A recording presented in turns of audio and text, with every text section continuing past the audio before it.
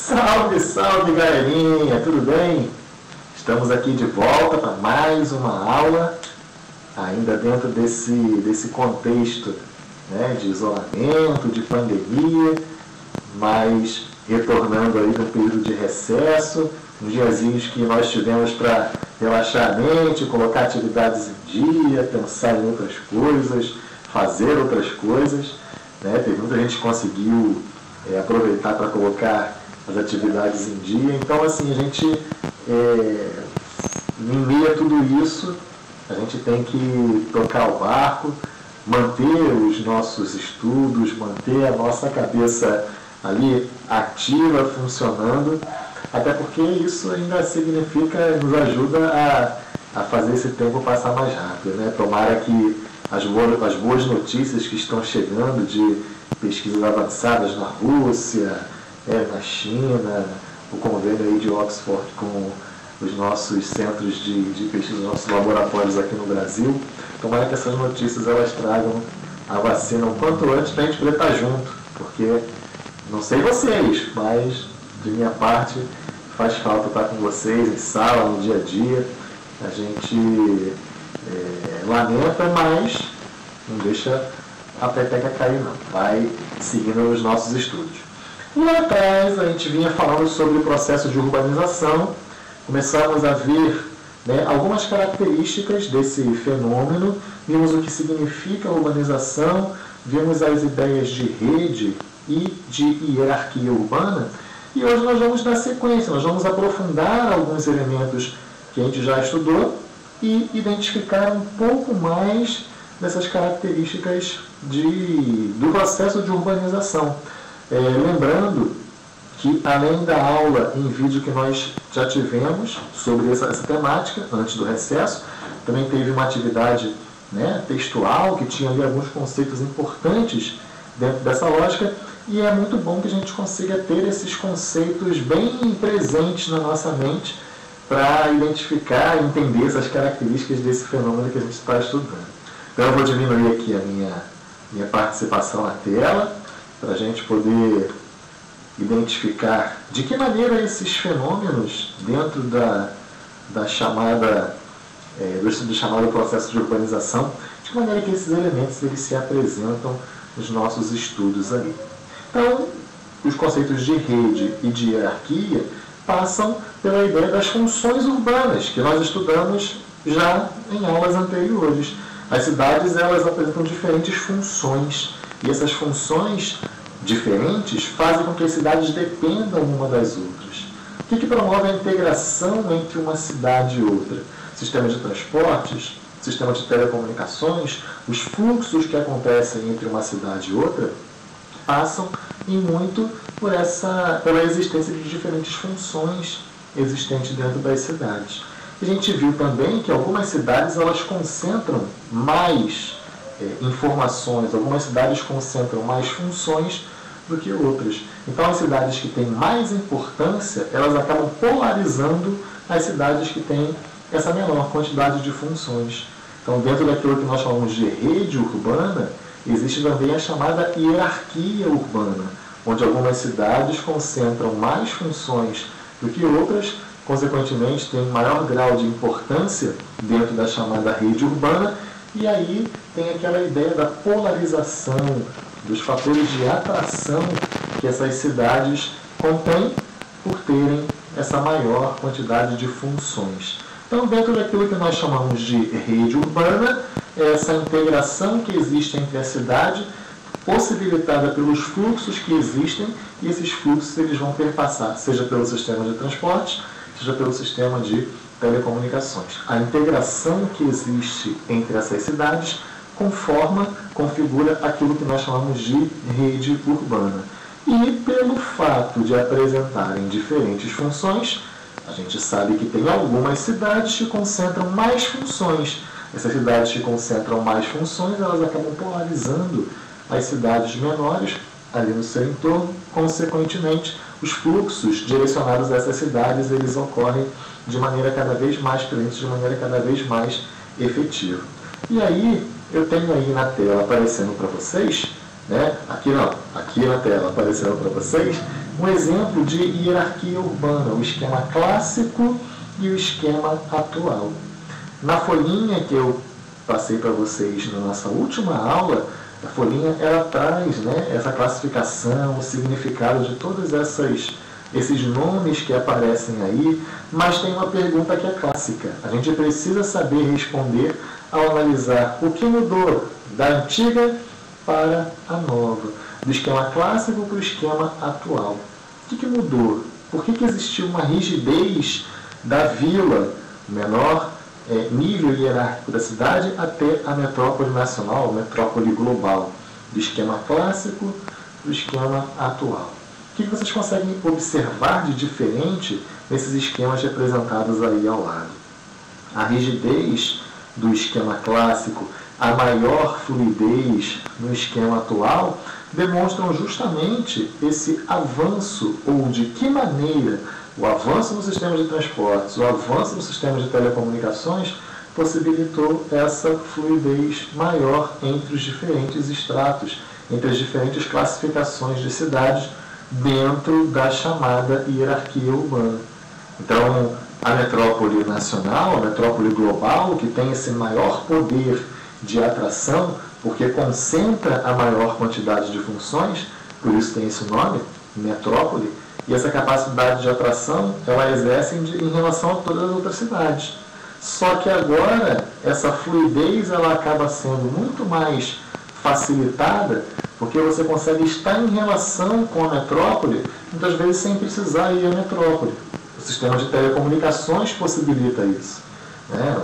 Eu estou gravando essa aula aqui de casa, você está recebendo essa aula aí na sua casa. O sistema de telecomunicações faz com que exista um fluxo de informação que parta daqui e chegue aí, sem que haja o nosso deslocamento físico. Então, isso está relacionado a essas novas possibilidades que fazem com que haja maior interação.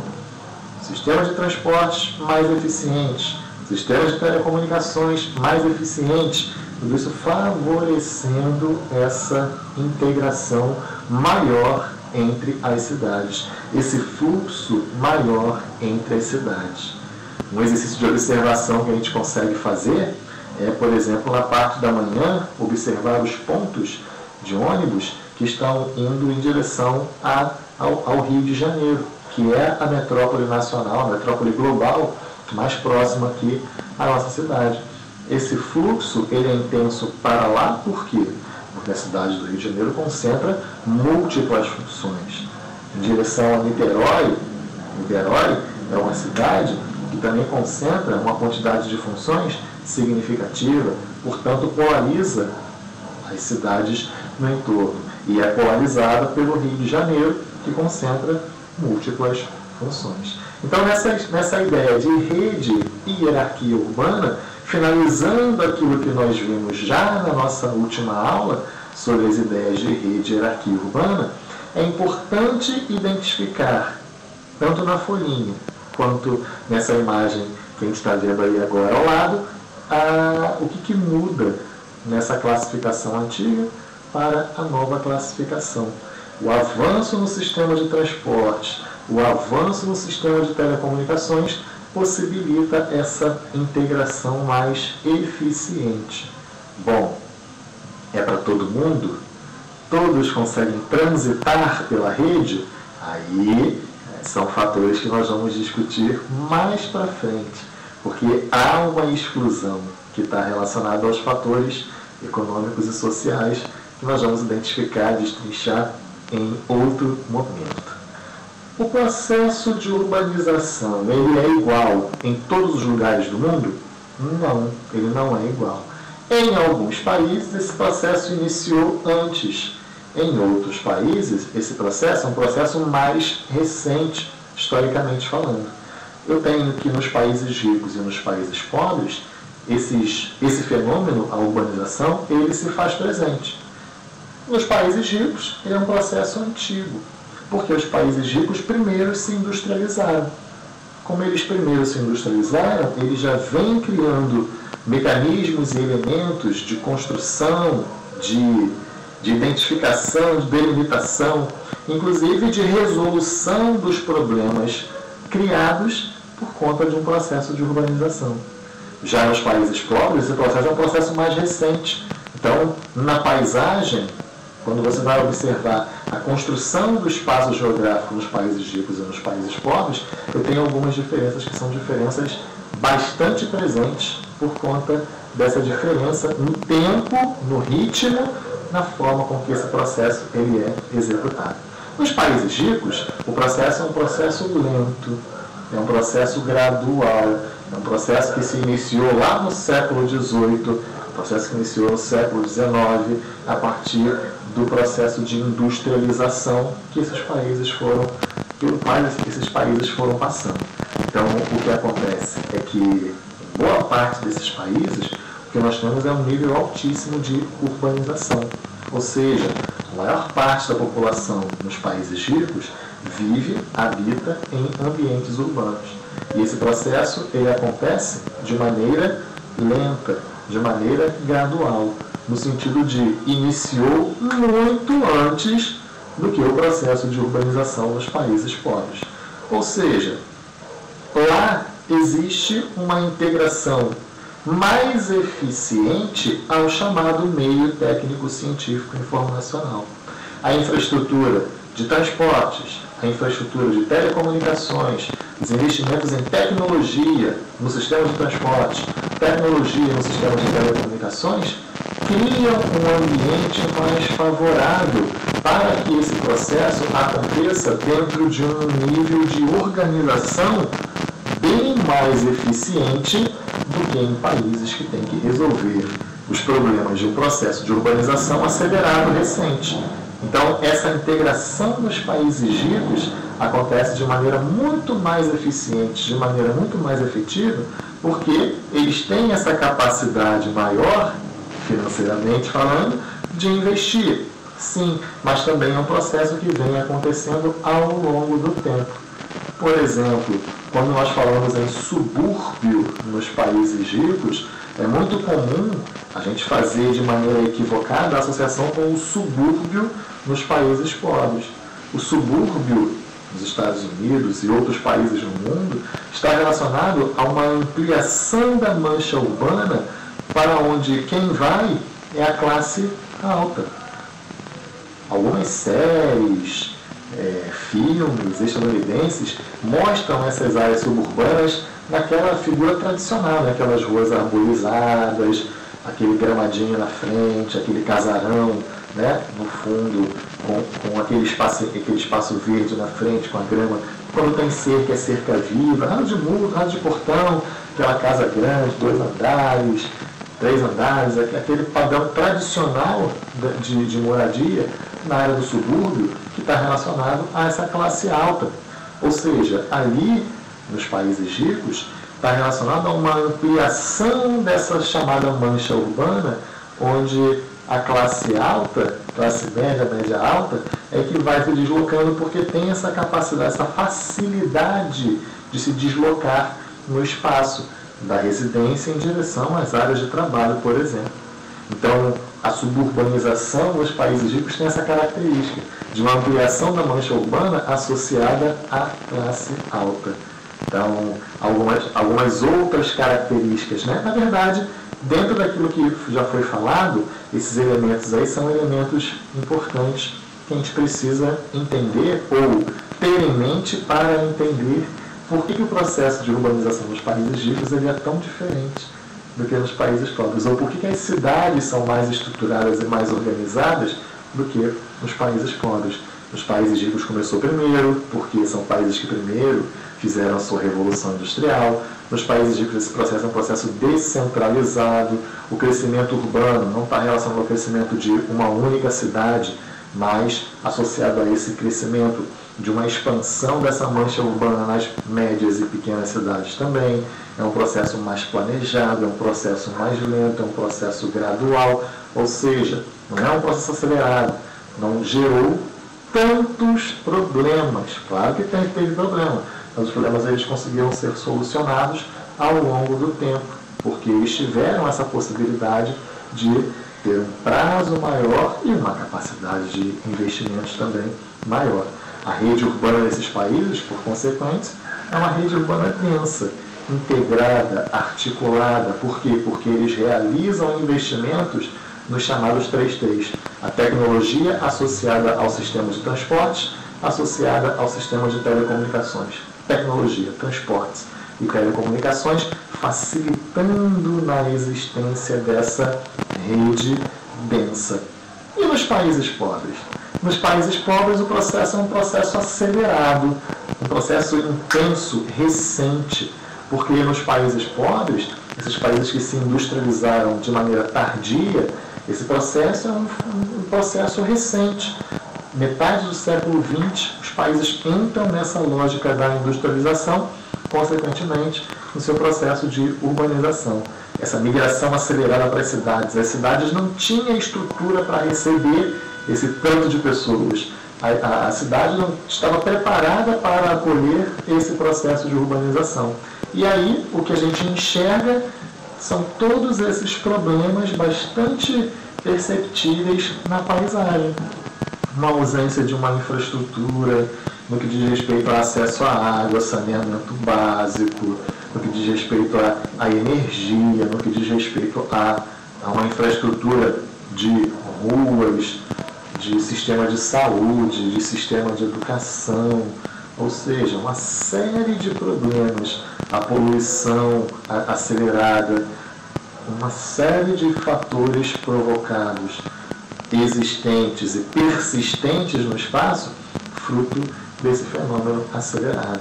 Então, as diferenças sociais, elas ficam marcadas, quando a gente fala sobre a ideia de segregação espacial, alguns espaços que são segregados de acordo com o fator renda, a oferta de serviços que não atende a todo mundo, o sistema de transporte deficiente, sistema de telecomunicações que não atende a todos, porque existem falhas nessa rede, o desemprego, criminalidade alta, ou seja, todos esses problemas eles são muito presentes fruto de um processo de urbanização acelerado sem que houvesse uma estrutura para, como a gente costuma brincar, para receber esse evento. Então, na verdade, a não existência de uma infraestrutura que faz com que todos esses problemas que a gente cansa de ver, de denunciar, de perceber nas grandes cidades brasileiras, inclusive, porque o Brasil faz parte desse processo de urbanização tardia, porque o Brasil também entrou nesse processo de industrialização de maneira tardia. E aí nós temos alguns elementos que são importantes de identificar dentro dessa lógica de urbanização dos países pobres. Iniciou-se na década de 50, após a Segunda Guerra Mundial, o processo na América Latina, por exemplo, qual o Brasil faz parte. A ideia de um país urbano industrial só surgiu pós-década de 30, quando da crise do café, por conta da crise da Bolsa de Nova York em 29, que o mundo parou de comprar os nossos produtos, e aí que se muda esse modelo, sai o modelo agroexportador, entra o modelo urbano industrial.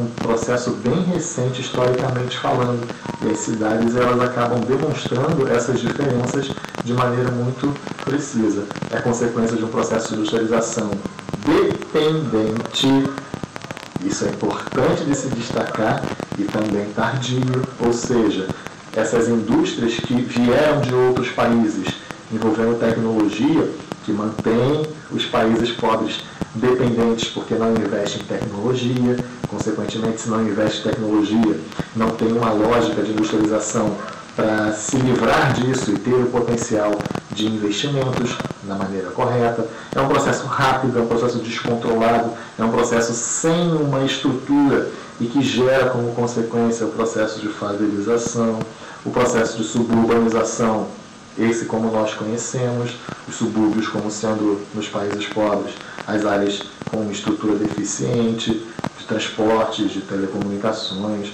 de saneamento básico, tal qual a gente conhece mesmo, de maneira mais presente no nosso dia a dia, o não acesso à renda, que vai limitar, muitas vezes, o acesso a partes específicas do território, ou seja, uma série de outros problemas bastante presentes também. E aí, 3 palavrinhas que depois nós vamos aprofundar de maneira mais significativa. Metropolização, é até o tema geral da nossa aula, né? Urbanização e metropolização, essa centralização nas metrópoles como sendo um fator importante. A macrocefalia urbana, no sentido de um crescimento e um inchaço bastante significativo na concentração de pessoas, na concentração de serviços, na concentração espacial e aquilo que nós vamos chamar da hipertrofia do setor terciário, como sendo um fator de absorção de uma mão de obra excedente, seja o setor terciário associado àquilo que nós vamos chamar de um setor terciário formal e também o setor terciário informal. Então, a gente não termina o tema, mas a nossa aula de hoje nós vamos fazer essa pausa aqui.